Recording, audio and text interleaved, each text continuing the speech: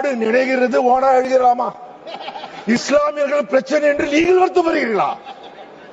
தொடர்ந்து ஒவ்வொரு முறையும் இஸ்லாமியர்கள் எதிராக மசோதா கொண்டு வந்த யார்? திரு அமித்ஷா அவர்கள் தானே. காஷ்மீர் பில்லை கொண்டு வந்தது யார்? அமித்ஷா அவர்கள் தானே. அப்போது சொன்னார், அப்போது கேட்டோம், ஐயா நீங்கள் கொண்டு வருகிறீர்கள், வட இந்தியாவுக்கு மட்டும் கொண்டு வருகிறீர்களே, எங்கள் இலங்கை தமிழர்கள் கொண்டு வாருங்கள். ஆனால் உங்கள் காதிலே செவியிலே விழவில்லை. இன்று இதை கொண்டு வருங்கள், நீங்கள் பாதுகாக்கிறார். அதாவது வக்கு சொத்துக்கள் குறைந்த விலைக்கு போகிறதா?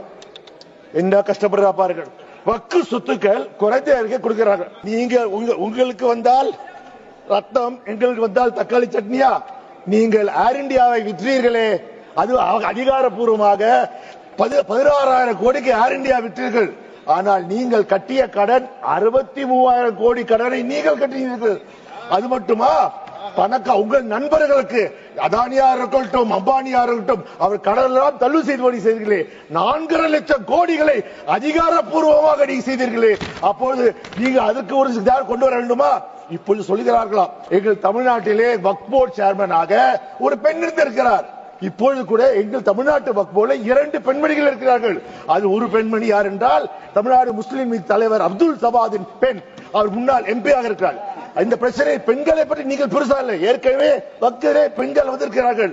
நீங்கள் புதிதாக செய்வது போல் செய்கிறீர்கள். உண்மையில் உங்களுக்கு என்ன? வருகிற தேர்தலில் யூபியை வெல்ல வேண்டும். யூபியை வென்றால் மட்டுமே நீங்கள் மீண்டும் ஆட்சிக்கு வர வேண்டும். அப்ப என்ன செய்வீர்கள்? வக்கு நீங்க பாத்தீர்கள் என்றால், வக்கு நிலங்கள் பாத்தீங்கன்னா இந்தியாவிலே 8,70,000 சொத்துக்கள் இருக்கிறது. அதிலே பாத்தீங்கன்னா 9,40,000 ஏக்கர்கள் இந்தியாவில் இருக்கிறது. சுமார் 1.2 லட்சம் கோடி ரூபாய்.